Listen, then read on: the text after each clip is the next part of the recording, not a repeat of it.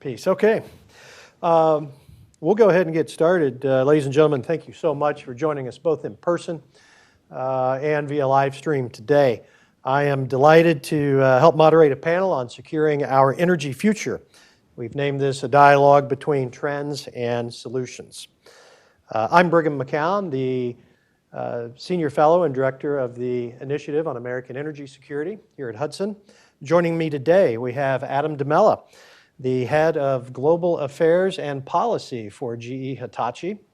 We have also with us Matusi Paul, Vice President of Business and Government Relations at Modern Hydrogen. And last but not least, to my left, your immediate right, is Travis Fisher, Senior Research Fellow at Heritage and former DOE and FERC experience. I'm pleased to welcome everybody to the panel. What we're going to start off with doing is asking each of you to provide an overview, your areas of expertise as you see the challenges and opportunities presented to us today. We'll start first with Adam. Thanks, Brigham, and thanks for putting on this event today. It's important that we talk about this stuff. A lot of times when we talk about energy and we talk about the energy transition, folks like to say, you know, they favor an all the above strategy, right? I never say that because I don't know what it means. I think it's a way for nobody to have to be thoughtful or object to anything and just say we'll all go along. I think more about time frames and time scales, right? So we know where we are, we have a sense of where we want to get to, and then the question is how do we progress along that path, and how do we get to the place we ultimately need to get without breaking things unnecessarily, right? And then when you think about technologies, and you know, one of my favorite technologies, of course, is nuclear. I've spent my whole life working in and around it. Is I think of those technologies in 4 different buckets. There's now technology, soon technology, later technology, and maybe never technology, right? So as more and more people have started doing the math about how we get, and I'll start and I'll talk first about the U.S. perspective, I think, and it's not universally U.S., but it's primarily. When we talk about our energy future and the mix of what we might want in the future, in the U.S. it's primarily about carbon and carbon reduction, greenhouse gas reductions, right? And so then the debate is, and was for a while, well, we want more and more renewables. We want as many renewables as we can. Some people said, oh, we want all renewables. You know, we don't like nuclear, we don't like gas, we don't like coal, just renewables. Well, I often say Mother Nature gets a vote, and there are some problems why that doesn't work. And many of the utilities that invested heavily in renewables started to figure that out when the grid didn't like it very much, right? And so then they step back and they reevaluate. And when they've reevaluated, they said, well, we need baseload sources of energy. Nuclear is an obvious choice if your primary consideration is carbon reduction. The challenge with nuclear is we're not ready today to deliver new nuclear to the grid, right? We're just at the point now where the now technologies are at the earliest stages of licensing and construction. If I flip that though, and I think about it more internationally, primarily if I go to Europe, for example, they're in a real energy crisis. And this even predates the Russian invasion of Ukraine, right? The cost of electricity in Europe, the availability of energy. Folks knew before the invasion that being reliant on Russia for gas wasn't a good idea. And so there, folks tend to be a lot more aggressive, and they talk about energy security and independence, right? They care about carbon reduction, but they care about those other things even more. And I think on a worldwide scale, that's going to drive the transition of energy and the more growth in nuclear than anything else, right? But then nuclear being different than other technologies, because it's more complex, particularly in the regulatory regime, those countries want to see reactor designs that are licensed in the US or Canada, okay? And so the biggest challenge we have really is delivering the earliest plants and getting those things online. The old adage in nuclear is everybody wants to go second, nobody wants to go first, right? So we've been fortunate, my company, General Electric, in that we were selected in Canada by Ontario Power to build the first SMR in North America. That project is already underway. The license application for construction's been submitted. The groundbreaking's already occurred. We've already ordered some major components. The design is well on its way to completion. And so we envision a world where we build there, where we build some in the United States, and we're talking to multiple utilities about that right now, including Tennessee Valley Authority. We also have partners in Europe who want to follow us closely behind either Canada or TVA or both and deploy over there. I think it's important, though, to recognize that while that's an important step toward the long-term, the long-term vision for what we want, the first plant in Canada is not going to deliver until 2028, right? And so it's important when we say things like all the above, that doesn't mean I destroy everything that exists today in favor of what I want to have if what I want to have isn't ready yet.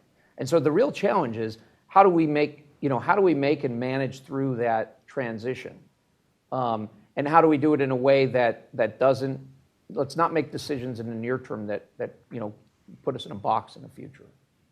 That's where we spend a lot of our time and attention, right? The rest of it is, if I think about nuclear generally, the biggest challenges that we have in nuclear is proving that we can build on time and on schedule, right? If you look at all the past examples, there's a lot of projects that were supposed to cost X and it cost 2X or 3X, right? But there's also some examples where we didn't. We did some designs that were built by our partners. So GE is, the nuclear company for GE is a joint venture between GE and Hitachi. Our Japanese partners, Hitachi, built some plants in the early 2000s, 4 or 5 plants, all built on time and on schedule. So it can be done, right? It has been done. The key really is making sure we do the upfront engineering and design work, make sure that we do the licensing work that is necessary. And as long as we prove on these early projects that we can deliver on time and on schedule, I think a lot of the other concerns go away, and they go away pretty quickly. I don't want to talk too long. I want to give us time for discussion, so I'm going to end it there. Okay. Thank you so much. Matusi, thank you for flying all the way across the country to join us here at Hudson today. And so what is your company all about? For maybe those that haven't heard about modern hydrogen, what can you tell us? Well, number one, thank you for having me. Number two, I flew up from Miami, where we were doing a project site visit, and we'll go into that a little bit later on in the discussion. Our entire hypothesis and argument here is, assuming that we need to work towards decarbonization, that there is absolutely the kind of time-framed approach, and I think that's a great way of thinking about it.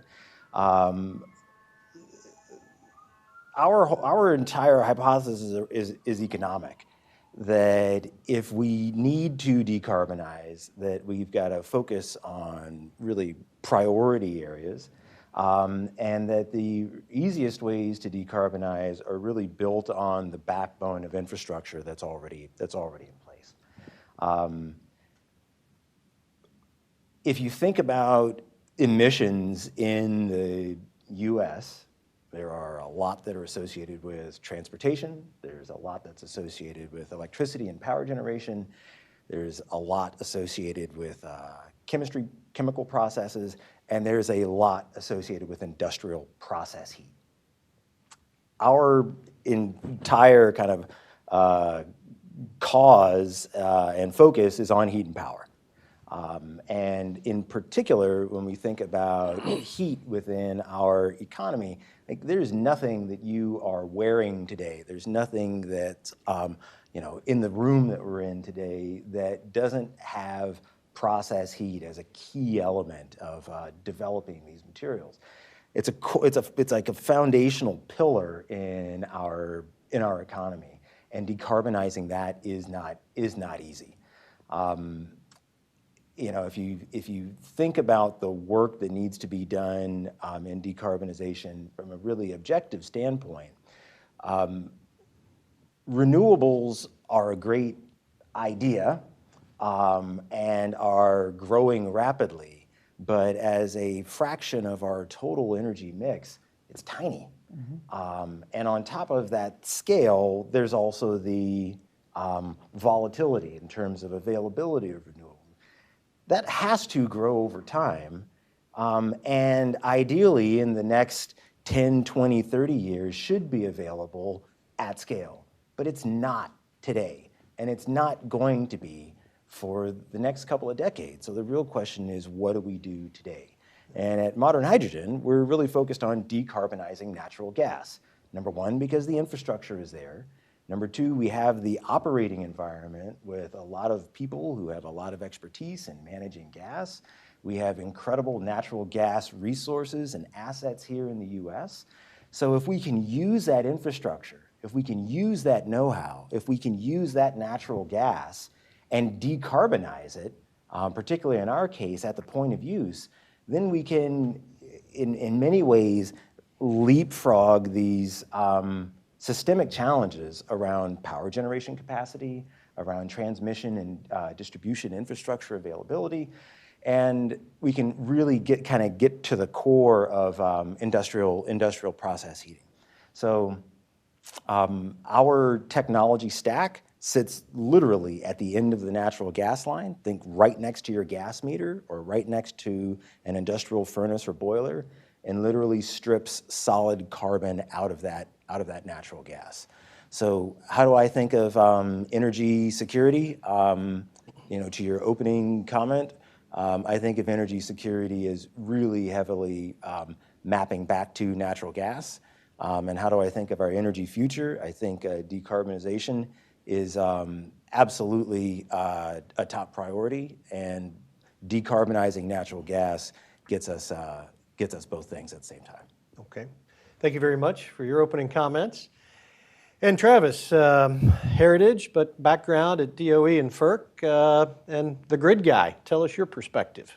That's right. So when I think about security and energy together, I think, well, the most prominent examples are the things we've already talked about. When we have a hot war in Europe, we can't ignore that. The thing that I would like to avoid is let's see what lessons we can learn from that scenario and try our best to avoid the worst of it. I'm concerned that I see some parallels between Germany's reliance on Russia for gas and our reliance on China for critical minerals.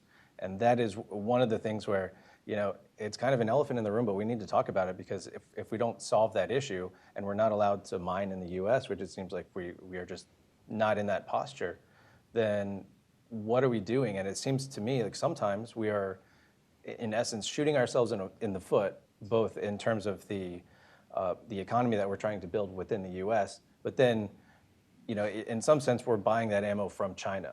So sort of shooting ourselves in the foot with a bullet that we bought from China, and it's not going to be a good long-run posture, I don't think. So the question is, what can be done about it? I always focus on sort of what does good grid policy look like? To me, that looks like a reliable grid, but at least cost. And we're very good at either one of those. We know what it takes to make a reliable power grid. The question is, are we gonna keep it reliable in a smart way and in a way that actually supports the industrial economies that we're talking about? I think the sheer amount of industrial, in terms of the manufacturing load, the combined heat and power load, I think people are just not up to speed on what that takes to do that. And in a lot of cases, we're still using coal on site. There's CHP units with coal, there's gas, so if you're trying to decarbonize that, it's incredibly hard. And that's the one thing that isn't readily available if you're going in the wind plus solar plus batteries paradigm. The process heat is a tough thing to come by. Do you generate the electricity first and then convert that to heat later? And there's all sorts of losses involved in that. So, in terms of good policy in the long run, another thing I'd like to see is less action in the executive order space. We've seen that on both sides of the aisle. I'm not being partisan here. I dislike it when it comes from either party, because it's this yo-yo of, if you're trying to build a hydrogen economy or a nuclear economy, whatever you're trying to do, the lead time on those projects is going to be more than 4 years. So then the question is, do we only know what the policies are going to be for about 4 years at a time and then have the rug ripped out from under us? I think that's the thing that bothers me, is it's not just that we don't necessarily have a clear vision. We have a vision that is clear for 4 years in one direction, then is radically different 4 years afterwards. So we've got to get some durability in the policies here. And I do want to leave plenty of time for Q&A, so I'll leave it there. Yeah, well, following up on that for just a minute, and I'll ask the three of you to respond to this, is one of the things we hear all the time in energy policy is that policy requires consistency, and that regulated entities, businesses, corporations, investors, require stability. They need to know what the rules are and that the rules aren't going to change. And I'm told that changing of the rules, changing of policy, changing on a whim, that uncertainty creates business risk. Do you all agree with that premise, and what did I maybe leave out? Go ahead and start right here with Travis. Yeah, I think you nailed it. The risk is real. So I'll use an example, because I used to be a rep for the industrial consumers of the electricity in the US. One common thing to this combined heat and power question, so if you've committed, in theory, you've committed to stop using coal. Let's say you have an on-site coal plant. You've committed to shutting that down. Then the question is, what's my next investment? Can I rely on gas? Can I even get the gas? We know that the shale resource itself is abundant. The transportation of the gas is not necessarily abundant, especially in certain states. So then the question is, do I convert that to gas? How long can I use gas?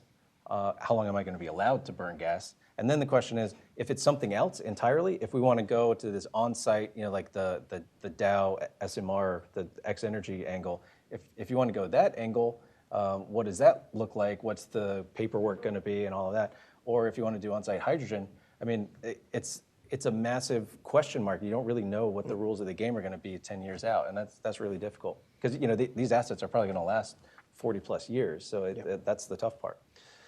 Thank you. Matusi, your thoughts on this? I think one of the key challenges is, the same way we talk about kind of balance between monetary policy and fiscal policy. On the energy side, we're putting in lots of incentives, so lots of carrots and no sticks. And at the end of the day, I think especially when we, on my side of the court, we watch a lot around Inflation Reduction Act, the hydrogen hubs, the bipartisan infrastructure law, like lots of interesting incentive plans, but none of the kind of going to the core of the problem of CO2 emissions. That if there was a cost associated with CO2 emissions, then a lot of these ideas would kind of trickle down from that, rather than it being a hodgepodge of incentives that change over time, either by geography or by dollar amount. I think at the end of the day, it's got to be both. So you're referring to a carbon tax then? I'm not saying carbon tax, but there needs to be some sort of pricing mechanism for it that's not just, it can't be incentive only, because we end up that ends up cascading down to making it a local community level. Like, what does the city want? What does the county want? Decarbonization as like an existential threat to the United States, to me, deserves more attention than it being a local municipal policy. So you would advocate for a national approach, or preferable over a local approach? I would. Okay. Adam, you said something that piqued my interest, and it was talking about the retirement of facilities before next gen was ready to go. I think we've seen this. We've certainly seen it in Europe. Talking about nuclear in Germany, just decommissioned the last 3 of their nuclear facilities, even though they're at a power deficit. Is there a risk that we retire baseload energy before new supplies come online, and are we going to deal, and you can talk about North American Reliability Council or other forecasts that have already come out suggesting that we're at threat for not being able to support the grid this summer through power generation? Yeah, I don't think it's just a threat, right? So if you look, it's a few years back now, but there was a large push in both Vermont and California to close nuclear power plants. The reason they wanted to close them was, concern about just nuclear in general, but while at the same time, those 2 states wanted to decarbonize, and they wanted to push further to decarbonize, right?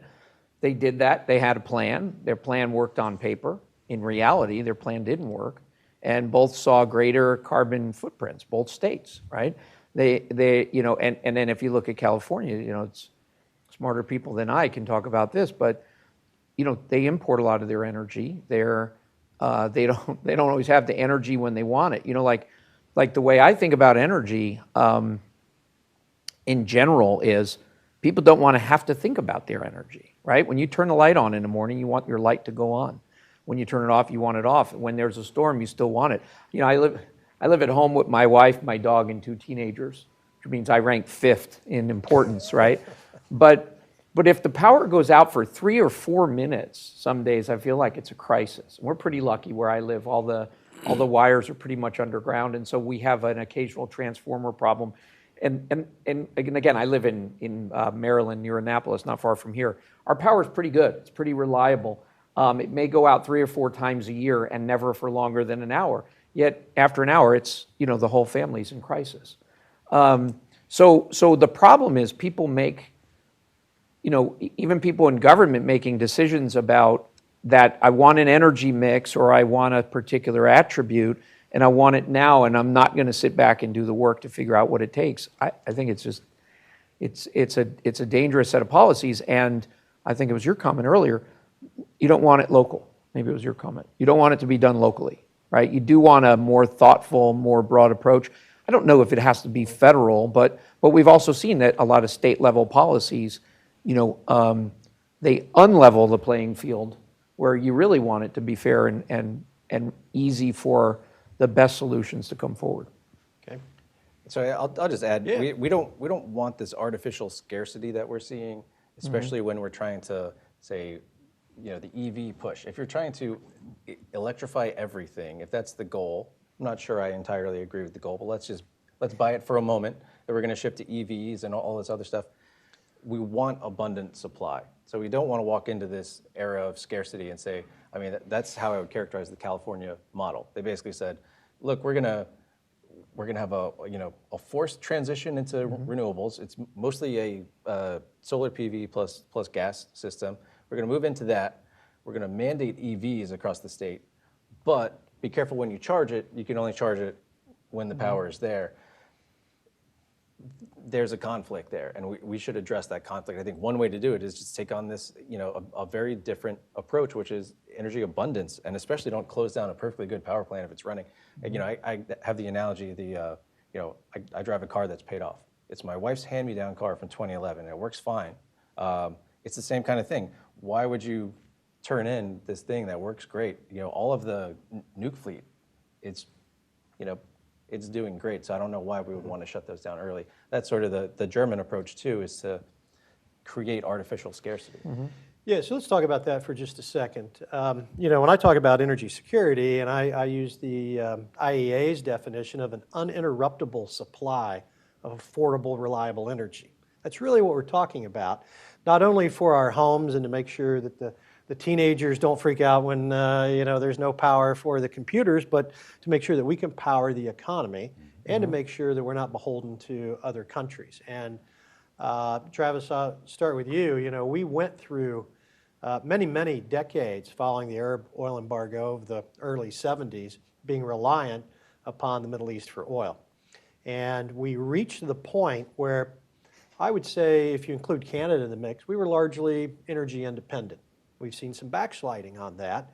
And your point is well taken about talking about the resources required to deploy a renewable economy and how that entire supply chain is pretty much predominated by one country. And you alluded to changing a dependency for another. So how do you synthesize all of this together with the proposed tailpipe emission, with the proposed power plant emissions?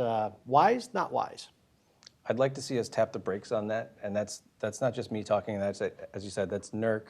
That's the sort of large market operators in the U.S. saying, hold on, we want a reliable system, but you're coming at us with all these rules at the same time, saying that you're going to basically increase demand and decrease supply, and it just doesn't add up. So it's a policy choice for us to move that aggressively. And so I would urge states and EPA and others to tap the brakes and say, let's be smart about this, because I think the one thing that we can all agree on, if we do this wrong, if we do this the wrong way, we'll become the example of what not to do, and it's going to hurt everybody here, and it's going to basically hurt the long-term. If we're trying to convince other countries to do the same thing that we're doing, we should do it well. We should not fall flat on this. And so that's one way to do it, is to push too far too fast. We don't have the resources, and things like if we need a bunch of new transmission to move the wind and solar to load centers, huge issue. Everybody's they're scrambling, trying to figure out how to build transmission. The other thing we can do is just not force that transition in the first place, and that sort of the need for the new transmission doesn't go away completely, but it becomes not an emergency. So there's a smarter, I would say, slower way to go about this, and so that's the option that's on the table. We don't have to, the term existential threat, I think it's overplayed, but what that does is it gives you this sense of urgency, which is the whole point of it, but in that urgency we might lose some rationality. So this urge to move so quickly that we do silly things and do them wrong, that's where I think the real risk is. And you think that risk in part is to the economy and the cost? Yeah, I mean, if we have widespread blackouts, I mean, it's not just the human cost of that. We saw that in Texas. It's the question of, well, so if I have a choice between, if I'm going to have heavy industry either in the U.S. or in China, a lot of companies are facing that choice right now, especially the companies who are leaving Germany for this very reason. Costs are going up, power quality is going down. Where do they go? I'd like for them to have an easy answer and just say, stay in the U.S. Okay. Can I make a Yes, comment Matusi, there? please. I was coming to you next with how can hydrogen help and what can you do for everybody? Please feel free to respond. There is a theme here that I really want to kind of nail on the head, that there's this mistaken association between electrification and decarbonization. And those are two completely different things. I think a lot of the, for lack of a better term, like the political environmental community, I mean, I am a strong environmentalist, but I think I'm pretty pragmatic in my approach, that at the end of the day, just because you electrify something doesn't mean that that thing now has zero CO2 emissions. It may mean that that object in and of itself has zero CO2 emissions, but upstream of that, that electricity had to be generated. The construction work to put the power lines in the ground created a CO2 footprint. And that kind of systemic thinking of total CO2 emissions has to be incorporated into the decarbonization discussion. We can't just say we're going to electrify it. To your point about California, California actually exports a fair amount of the renewable electricity it generates because it gets bought by Oregon and Washington and other neighboring states. And as a result, during peak periods, can end up importing coal-fired power from Utah. And if you're using that to charge your car, I mean, that is not very green. So my response to Travis, I think, for everything else that we agree with, the point, I stand by the comment about decarbonization, about CO2 in our atmosphere as being mission critical and an existential threat. But the piece that we do agree on is that, I mean, piecing apart how we decarbonize is critically important, that we can't prescribe the solution and say it has to be solar, it has to be wind. Rather, I think we need to be pointing to our emissions targets and then leaving it up to a local operator to figure out how they actually want to get there. In our case, our argument is really around, most of process heating is delivered via large industrial boilers and large industrial furnaces, that there are very low CO2 boilers and furnaces on the market. New hydrogen boilers and furnaces are already on the market internationally. And by combining modern hydrogen technology with some of these manufacturers' systems, you can plug those boilers into the wall and generate decarbonized steam directly from natural gas. So if we think about the economic value of a factory and all of their processes and systems already being built out, if we can help them decarbonize their footprint and not have to go through and overhaul the rest of their business, and not have to wait for renewables to come online, and not have to wait for new transmission infrastructure to come online, then that becomes a very economic, fast-acting approach that both achieves that decarbonization, strengthens the grid because you're not trying to electrify a high temperature and industrial heating process, and you can do it in the near term. So explain to us how this works for maybe somebody that doesn't know. How does natural gas turn into hydrogen? Yep. And then what happens with the byproduct, which I assume is carbon? Yep. How is that green? How does that work? Yeah. So our really core technology is really rooted in the idea that natural gas is one carbon atom and 4 hydrogen atoms. And when you burn natural gas, you're burning hydrogen and you're burning carbon. And by stripping that carbon out, rather than needing to do direct air capture, which is very energy intensive, and then requires you to figure out a way to manage CO2, by doing it at the point of use and pulling that offending carbon atom out as a solid, we can deliver a clean fuel where you need it without having to build out all of the infrastructure that would be otherwise required to transport hydrogen. So for the kind of entertainment of the group here, I brought actually a jar of some of the carbon that we've captured and sequestered from natural gas. This jar has 50 grams of carbon in it. And this jar represents the carbon emissions. This is the carbon that's emitted from your furnace in your house, running it for 30 seconds. I mean, you can do the math in how long you ran your furnace this year and how many people are in this room, let alone how many people are in the city. Assuming we're talking gas furnace. Well, I would argue even if you had an electric furnace, how was that electricity generated? Okay. It's you're still using the same amount of energy to heat. So the emissions footprint is the same. Our whole argument, though, is that once we strip the carbon out, this now becomes a productive material. And we can use this in asphalt. We're already using it in concrete. So we can do double duty in our decarbonization work, both in getting these combustion processes off of burning hydrocarbons and then making productive use of the byproduct. Okay. Let me head back over to Adam and talk nuclear for a little bit. Sure. How does nuclear stack up against other fuel sources for electric generation, cost-wise? Well, so if it's existing nuclear plant, very, very well, right? So nuclear power plants are capital intensive. Today's nuclear plants, when we talk about new nuclear, folks often use the word advanced nuclear or small modular reactors or generation 3 plus generation 4. Those are all different designs in a lot of ways from the plants that we have today. And what we did over several generations of reactor designs for the plants that exist today is what happens when you let engineers do their thing. They get incrementally more efficient and incrementally more expensive to build. And we ultimately ended up with a bunch of reactors that are too expensive to build, right? Now, once they're built, and all the existing fleet obviously already built, fairly inexpensive to operate. They also last a long time, right? We have many of the reactors that are in this United States are being extended their lives now from 60 years to 80 years, where, you know, compare that to a gas plant that lasts 20 years. So you get your money back over time.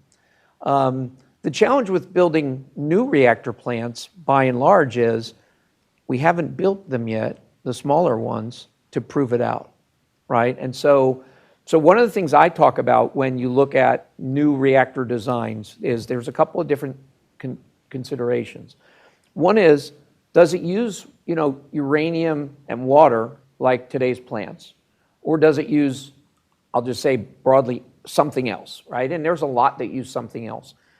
We call those generation 4 reactors. They're not nearly as advanced as sometimes you would think. They've all been demonstrated in the 70s, the 60s, at our laboratories in the earlier days of the Department of Energy back when it was still the AEC, some of them. So the technologies aren't new, they just haven't been demonstrated and put into productive use. If you look at the Generation 3 plus designs, there's a handful of those out there, and again, GE is working in both the Generation 3 plus space and the Generation 4 space. If you look at the Generation 3 space, I think the key differentiator is how much steel and concrete do you have in your design? Because 70% of the cost of building a reactor is the excavation, the steel, and the concrete. You know, the part with the uranium in it actually is a pretty small part of the overall cost. And it really is this large containment facility and containment building. So by reducing the reactor size, one, you get less total concrete. Some companies, including General Electric, have figured out how to even further simplify our design so that we reduce the steel and concrete per megawatt by more than 50%. We've looked at using all components that already exist and are already in production and use in other applications. You know, so the idea being, don't invent anything new. Don't make any technological leaps. Just build it smaller, make it simpler, reduce systems, components where you can. And then the last piece is, a big part of the challenge in building a nuclear reactor is the cost of financing the plant if you're going to build a reactor plant over a 10-year span and you're not producing any revenue from it over that 10 years. So it's literally the cost of the capital as opposed to just the capital cost, right? So if you build it smaller, instead of building it over 10 years, you can build it over 2, 3, or 4 years. And so your financing cost is less and you start generating a revenue from it more quickly. So we still have work to do to prove it, right? But the goal and the intent is to make sure that we're at least as competitive as other sources of energy that exist today. So we talk about SMRs, small nuclear reactors or micro reactors. Yep. Is part of that the certification process, once it's complete, allows you to replicate the same design over and over again without going through the entire process, hopefully cutting down on certification costs and time? And are these scalable? Are they plug and play? Yeah. If you need more megawatts, do you just plug a couple more in? How does that work? So the answer to your question about once you design it once and build it once, can you replicate it and do it more efficiently, more effectively? Arguably, that would have been true for our existing plants as well. Yeah. But what happened in the time was we allowed each one, we as an industry, allowed each one to be unique. Right? We have 90-something operating reactors in the United States. No two are the same. My experience before I entered the private sector was with the Navy's nuclear program. What we did there is we had designs for different ships, and we'd have 30, 40, or 50 in a row that were all exactly the same. Exactly. Right? So you simplify your construction, you see an actual learning curve. So the first one costs, if the first one costs $1, the second one costs 80 cents, the third one costs 70 cents, and it, eventually it tails out, but you see a big reduction in cost, right? You also see simplifications in maintenance, in managing for, obsolescence and all those things, training, operation, everything simpler. We could have done that with the existing fleet, we just didn't, all right? Weren't as smart then, perhaps, as we are now. The intent of the smaller ones is exactly that, right? So design it once, lock in the design, and then that's the thing that you build. You see efficiencies will come out of the factories, they'll come on the on-site construction, they'll come in training, operation, et cetera. The second question I think you asked was about being able to plug in and do a little more or a little less and micros and all those other things. Not for our company, right? So we designed a 300 megawatt reactor, and the reason we did that is we said that's a pretty good sweet spot for being able to plug in where a coal plant used to be using the existing infrastructure and grid. Then we said if you want 2, you have to build 2. If you want 3, you have to build 3. Some of our competitors have said, hey, we're going to build smaller increments, 50 megawatts or 100 megawatts. And if you want 100, you build 250s. If you want 200, you build 450s, right? So you can scale it up or down. We decided not to do that because we thought, let's go with the simplest solution to get to market first, cheapest, and then we'll let others work in that market. But that's absolutely a concept. And I think over the long run, it'll be successful. And then one quick word about, this is what happens when you let engineers name things. We have micro reactors, we have mini reactors, we have small reactors, and we have obviously large reactors. Small reactors, generally we talk about 100 to 300 megawatts. I think about those as grid scale, right? That's, if you want to make electricity, that's how you do it. There are micros and minis. Those tend, now again, you can plug those into the grid, but those are more niche applications. You know, DoD is certainly interested in those for some of its facilities. There are remote areas in the country or in the world where folks want them. Any place today where you might use emergency diesels, you know, a microreactor would be great. Anywhere you might do industrial applications and you need a lot of power in a short amount of time, you want to be able to have it consistent, that's where a micro would play. Okay. Travis, back to you for a second. How would you grade our grid today? What kind of, would you give it an A, a B, a C, or something else? So I'm Sorry, and I should say, when I say the grid, there are actually 3 grids, right? But however you want to define that.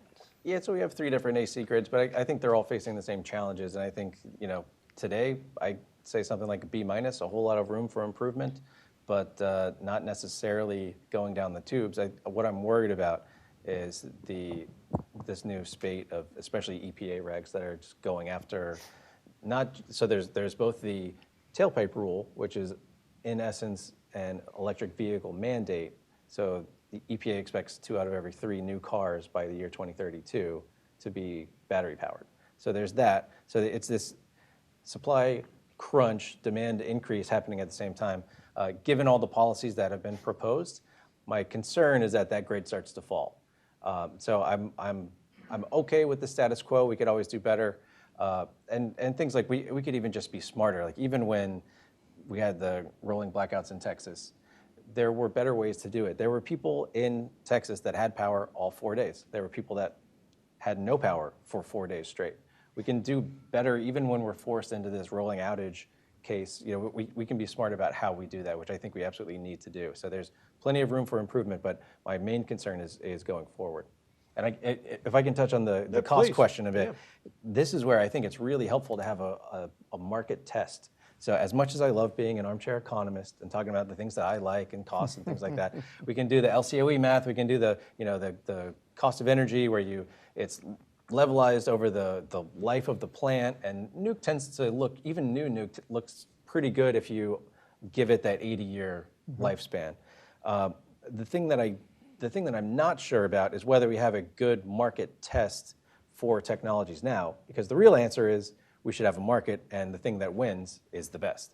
What we don't have is, I would say, a fair environment, probably even for hydrogen, for nuke, anything new is going to be viewed with skepticism and probably too much red tape, especially with the nuke stuff. And so the question is, then do we even have a market? Once you get the red tape sorted out, do we even have a market to test this stuff?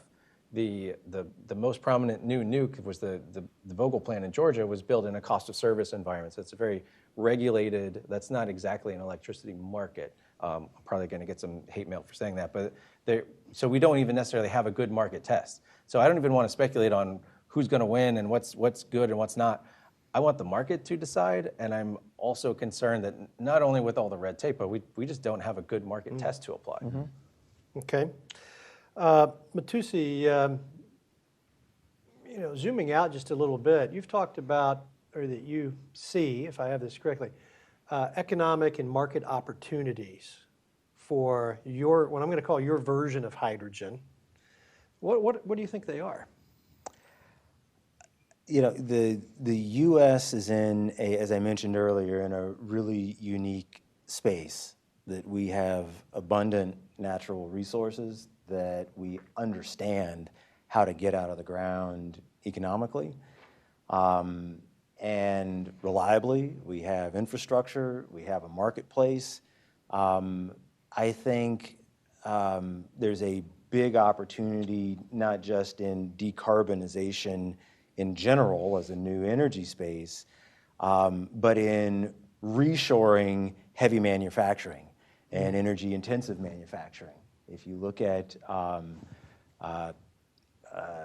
European companies or Asian companies that have decarbonization mandates and have heavy industrial process heating loads, in my mind, if I was a state and I'm trying to drive economic development and job creation, if we've got a technology that can decarbonize natural gas at the point of use, and we can deliver those megajoules of of clean heating energy more economically than the cost of comparable natural gas in Europe, then why would you not want to put your manufacturing facility in the US? We've got the skilled labor, we've got the marketplace, we have the natural gas. If we can effectively and economically decarbonize that gas, then to me, that's a slam dunk. Okay. Yeah, and I'd like to just throw out and mention that when we look at the carbon intensity of heavy industry and production, the U.S. does it pretty well. We do have an EPA, we do have regulations, and that's not necessarily true in emerging countries or third markets where a lot of the stuff that we buy is produced. Would you all agree with that? Okay. Can I Yes, add go to ahead, that? I Adam. would, but the thought that was swirling in my head when you guys were speaking is, if you look at some of the challenges that we're dealing with, like I'm not a fan of a lot of government, right? I'm a fan of government in defense, where it's obviously needed. But I'm also a fan of government in places where there's a true national interest or a national security interest, and then putting a little bit more of a thumb on the scale and making sure that we're doing the things we need to do. And, we've been saying energy security is national security for a long time. When that phrase first came out, I don't know, maybe 25 or so years ago, I was a skeptic, right? Today, I'm absolutely in lockstep that that's true, right? And it's not just about what we do here, it's about what Russia and China do everywhere, right? And the thing that I think stymies us to an extent is we don't have a national policy for energy. And it's even worse than that. We don't have an agency or an arm of government responsible for that, right? We have a Department of Energy, but this isn't what they do. They're more about research, right? I mean, 2/3 of their funding is national security work, and the 1/3 that isn't is more research and science. It's not about deployment. It's not about the grid. They do grid research, but it's not about making sure we have a reliable grid, reliable source of energy, any of these things. They've done great things to help push the state of the art. We talk about EVs, for instance, and battery technologies. Notwithstanding my neighbor who yells at me when I tell her that just because you plug it into the wall doesn't mean that it's carbon free. It's that the energy is coming from somewhere. The same point you made. But we push these technologies forward, but there's no cohesive strategy for now what. I think that's a very important point. Probably one we could talk on for the next couple of hours. That could be a whole panel, right? Yeah, I'll try to Maybe be that's a brief. I'll try to next be brief, panel but it is discussion. actually, it might be Okay. even worse than that. I think to the extent that we have a national energy policy, it's in statutes that were enacted in the late 70s. And that's even worse because that era is gone. We need to move on. Okay. We have so many statutes that are based on that, that we have to rework all of that stuff. So this is a great segue because now is time for audience participation. And so if you have any questions that you would like to ask any of the panel members, please raise your hand and Morgan will come around with a microphone for you.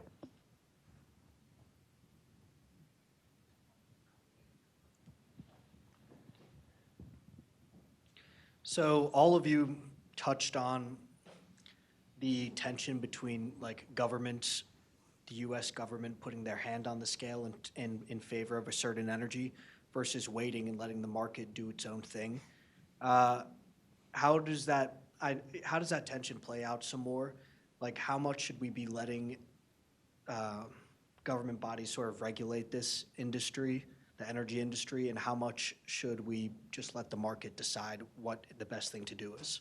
Okay. So question on finger on the scales, either through subsidies or tax policies, choosing market consumer choice. Who wants to hit that one? As the least experienced person up here, I'm going to start, and then you guys can fix it along the way. I am a big natural gas advocate. I'm a big decarbonization advocate. But I can tell you for a fact that if we leave safety and national security decisions around natural gas to the natural gas industry, our national interests are not going to be looked after. So I am a champion for the space, but to me, it is mission critical that we have a kind of like a level set, cohesive understanding of what our national objectives are there, and there has to be like a single point of truth, and right now we don't have that. Okay. Let me go to Adam, and I was then going to say, I'm sure Travis will weigh in on this as well. 5 years ago, many utilities would say to you, we're going to phase out our coal, we're going to replace it with natural gas, that gives us carbon reductions. Look at me, I'm doing exactly what everyone wants, right? I mean, it was 5 years ago. Now, all of a sudden, we're in a regime where folks are saying, oh, well, that's not good enough, right? So that puts a distortion into the market. Second, anything new is going to cost more until we get it right. That's just the way things work, right? A developer builds a community. The first house, trust me, took twice as long to build as the last house that looks exactly the same. That's just how manufacturing is, right? So when the government wanted to reduce the cost of solar and wind, they dumped a lot of money in it, and they did things at local levels to require that in the energy mix. And the cost of those technologies have come down. When I look at things like hydrogen production, I know for a fact when I look at nuclear, there's going to be a cost hurdle to restarting the industry to be able to build them effectively, right? So that's a place where I'm not asking for government, more government regulation, and I would argue the NRC does a pretty good job at regulating us already, sometimes maybe more than we want, but I think they're a good organization and they do important work. But I think the place where government can help is one, a clear set of policies, and two, where it's needed, there are some financial incentives or grants that can be provided to get those things over the starting line. And that's what Canada did. That's why Canada's ahead of us in nuclear right now. Okay. What do you think? Well, fundamentally, I'm a markets guy, and the easy answer is let's just let markets sort it out. I think that is a naive answer at this point, and especially for reasons that Adam has talked about. I mean, this is where the U.S. energy industry is right now. A lot of these technologies are going to come from places like DOE Labs and others where, I mean, we're so intertwined at this point. I think just saying, well, let's just rip the Band-Aid off is unwise. Where we definitely agree too is this idea that it's more about a framework. So if you get back to sort of the first principles, role of government, it's about, clearly assigning property rights and then mostly getting out of the way. I think where that would work in energy is to basically clearly establish the rules of the road, which gets back to this idea that, rules by executive order that change every 4 or 8 years, that is no way to run energy policy at all. And so I would start there and say, even if it comes to having Congress act on CO2, I mean, even just having a clear signal there, however they come out, it's going to be a better signal than, EPA is going after coal and gas now, and then, if somebody else gets, we have an election, a new president, new EPA, entirely new rules. So we have a fundamental problem there where the answer of just saying, well, let's just let markets sort it out. Even if I agree with that, and even if sort of the next admin agrees with that, we really got to get to something more durable because I doubt the next team is going to come in and say, well, let's just do exactly the way that Trump did it or Biden did it. So the rules of the road changing all the time has got to go. Yeah, so whether we're talking about procurement on the defense side or changes in administration, there's always been this sort of inefficient back and forth, right? But would you all agree that the pendulum is swinging harder and further than it has with changes between political parties and honestly even changes within political parties? Is that a fair statement? Okay. I think we've got time for one more question, if anybody has one, and then we're going to move into our final discussion, which is going to be, and I'll let you think about it for a second. What would you do right now to advise President Biden or the Congress on what they should be doing or what they should not be doing today and for the rest of the year? Yes. Hi, Riley. Riley Walters, Hudson Institute. I'm with the Japan chair. And so I look a lot at Asia, and there's a lot of demand in Asia for American energy. And so as we talk about building America's own energy dependence, there's also still this demand that we should be exporting energy as well. And so I'm just trying, as you think about what the next administration should be doing on this, how should we be thinking about matching both these needs? And then, in what industries, particularly, like, for example, the Japanese are very interested in hydrogen, but there's also still so much demand for LNG. But, oftentimes regulatory barriers get in the way. So just love to hear your thoughts on sort of how can we internationalize American energy? Okay. Who wants to start? I'll start with the, something I've been pleasantly surprised by. I'm probably doing a lot of trashing of the Biden team and EPA and things like that. One thing that I've been pleasantly surprised by is the continued export of LNG. And I don't know exactly what that conversation is like on the inside, but from the outside, it's encouraging that we're still exporting gas. I mean, at the end of the day, we know that gas is probably going to be burned. It's probably going to emit CO2, but that's still in the finding, and this is a DOE finding, that has to be in the public interest. So you still need to make that public interest finding for each cargo that goes out. So I'm thankful that is still a thing, that they're still giving those the thumbs up. And yeah, that's going to Japan and elsewhere. I'm the type to call that freedom gas. Let's export our freedom. Let's share it with the world. I'm heartened that that's still happening. Two-thirds of any LNG tanker that's out on the water, 2/3 of the energy value of that tanker is hydrogen. So maybe we call LNG freedom hydrogen, because at the end of the day, if I'm importing LNG and I'm operating in under a kind of like a decarbonization mandate like in Japan, there's no reason why you can't import that LNG, get that LNG, to the factories where it needs to go, convert it into natural gas, and then step it down to hydrogen at the point of use. I think there's some really interesting future scenarios where if you think of LNG just as like the transport mechanism, it's a bus carrying energy, and it can be decarbonized energy if the intention when it hits the ground is not to burn it, but instead to convert it into hydrogen.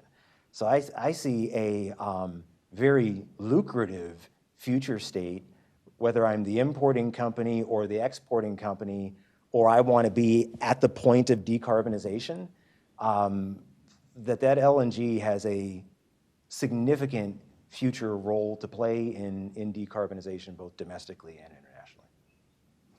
Adam. So I'm going to go in a completely different direction. One of the long poles in the tent for nuclear is licensing. And one of the places, quite frankly, a success story, I think, so far, it's not done yet, but our Nuclear Regulatory Commission works in partnership with the Canadian Nuclear Safety Commission.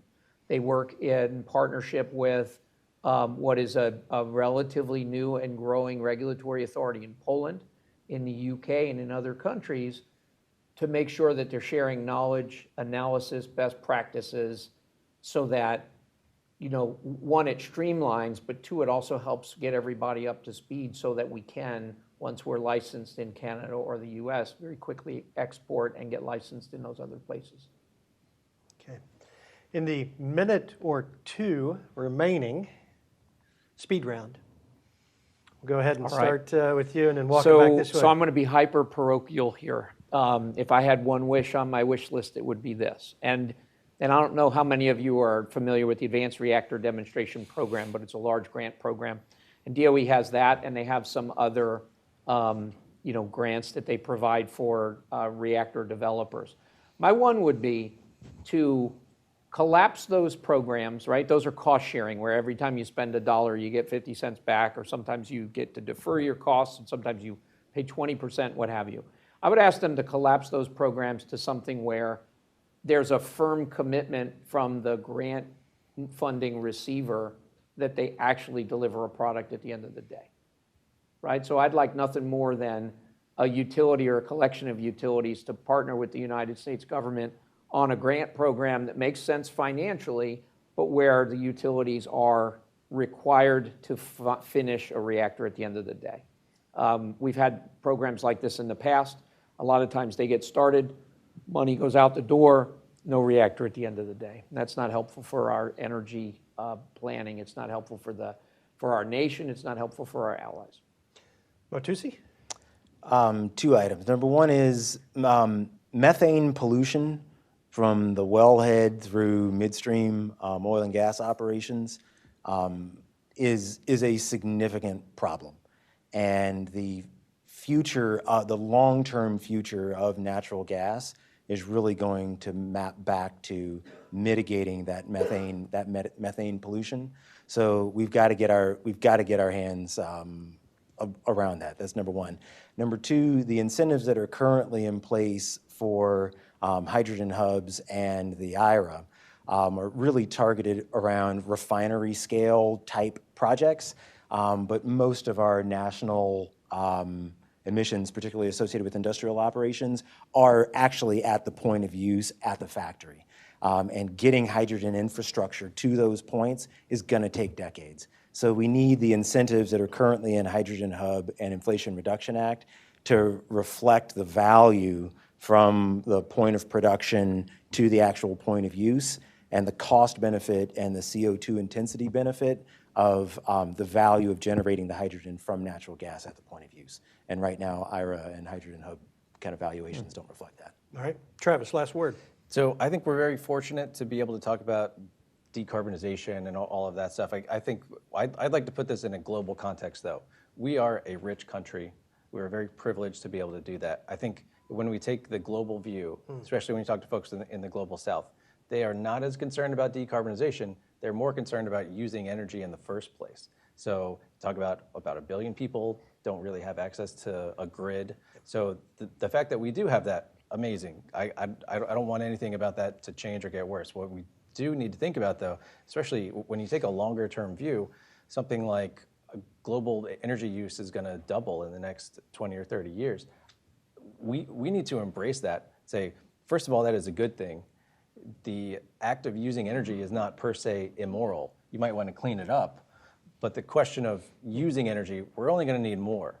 Yep. So let's get out of this scarcity mindset of, oh, we just need to be more efficient and do things around the margins. No, we need to double our global energy in the next, in our lifetime. So that is a huge challenge, and let's confront that with abundance, and let's not view it from a place of scarcity. Okay. I'd like to thank the audience for joining us today and all those that have joined us online. Thank you to our panel members and to the Hudson staff who made this possible. Thanks for joining us.